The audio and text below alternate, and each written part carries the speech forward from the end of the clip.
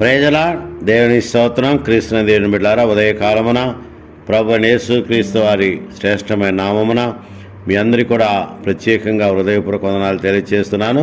చేయన మనందరినీ దేవుడు దీవించినట్లు పరిశుద్ధాత్మ దేవుడు తన కార్యం జరిగించును గాక. నేటి ధ్యానాంశాన్ని జ్ఞాపకం చేసుకుందాం. యెషయా గ్రంథం 51వ అధ్యాయము 12వ వచనం. యెషయా గ్రంథం 51వ అధ్యాయం 12వ వచనం చదువుకుందాం.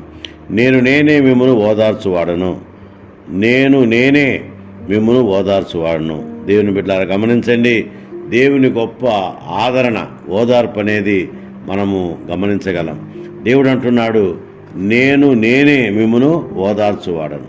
మరి ఎవ్వరు కాదు, నేనే మిమ్మును ఓదార్చువాడని చూస్తున్నాను. అందుకనే ప్రభువుతో ప్రతిదినం అనుదిన ఆశీర్వాదాలు పొందుటకు, అరుణోదయ దర్శనం పొందుటకు, దేవుడు మనకిచ్చిన గొప్ప ధన్యతను బట్టి, అనుదిన కృపావరాలు పొందుటకు దేవుడు మనకిచ్చిన గొప్ప భాగ్యాన్ని బట్టి దేవునికి మనము కృతజ్ఞతాస్తుతులు స్తోత్రాలు చెల్లిస్తున్నాం.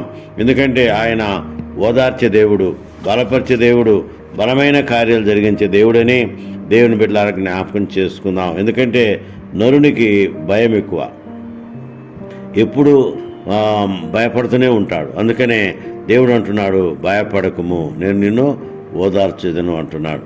దేవుని బిడ్డలారా గమనించండి, దుఃఖపడు వారికి ఆయన ధన్యతలు అనుగ్రహించే దేవుడు, ఓదార్చే దేవుడు, బలపరిచే దేవుడు, బలమైన కార్యాలు జరిగించే దేవుడని దేవుని బిడ్డలారా జ్ఞాపకం చేసుకుందాం. దుఃఖంలో ఉన్నప్పుడు ఆయన ఓదార్చుడు దేవుడని కూడా జ్ఞాపకం చేసుకుందాం. భయంలో ఉన్నప్పుడు ఆయన ధైర్యపరిచే దేవుడు. అంత మాత్రమే కాదు, ఓదార్చువాడు కూడా దేవుని బిడ్డలారా జ్ఞాపకం చేసుకుందాం.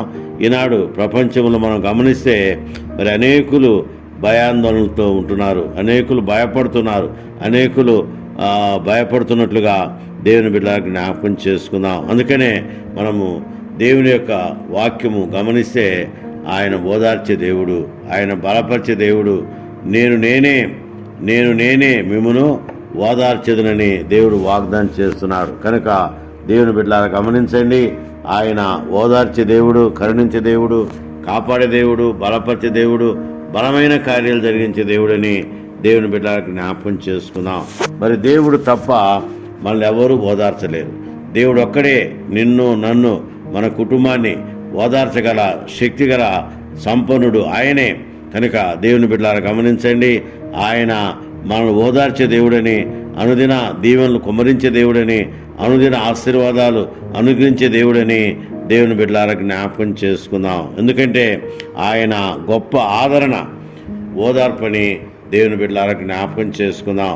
నేనే మిమ్మును ఓదార్చువాడను అని దేవుడు వాగ్దానం చేస్తున్నాడు. వ్యాధుల్లో, బాధల్లో, కష్టాల్లో, దుఃఖంలో, చింతలో, అన్ని విషయాలలో ఆయన ఓదార్చే దేవుడని దేవుని బిడ్డలకు జ్ఞాపకం చేసుకు. అందుకనే నిన్ను ఓదార్చువాడను నేనే.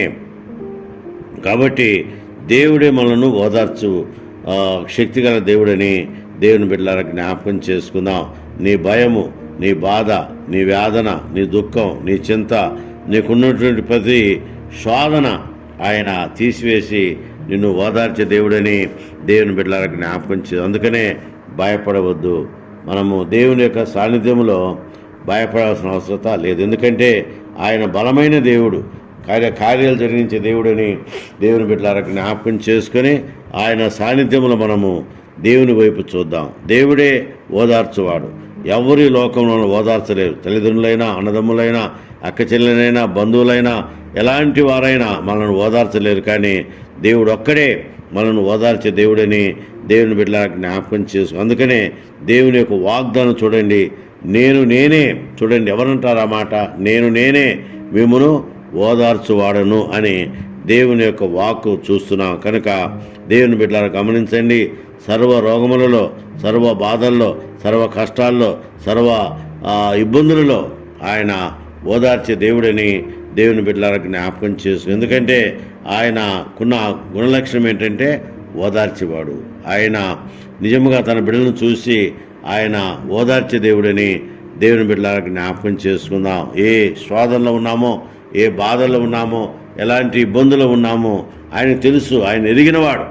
మనం ఏ స్థితిలో ఉన్నామో, ఏ పరిస్థితిలో ఉన్నామో అన్నీ ఆయన ఎరిగినవాడు. కనుక ఆయన ఓదార్చే దేవుడని దేవుని బిడ్డలకు జ్ఞాపకం చేసుకుందాం. అందుకనే ఉదయకాలమున నిన్ను, నన్ను, ఆయన ఓదార్చుటకు సిద్ధంగా ఉన్నాడు. అయితే మనం దేవుని దగ్గరికి రావాలి.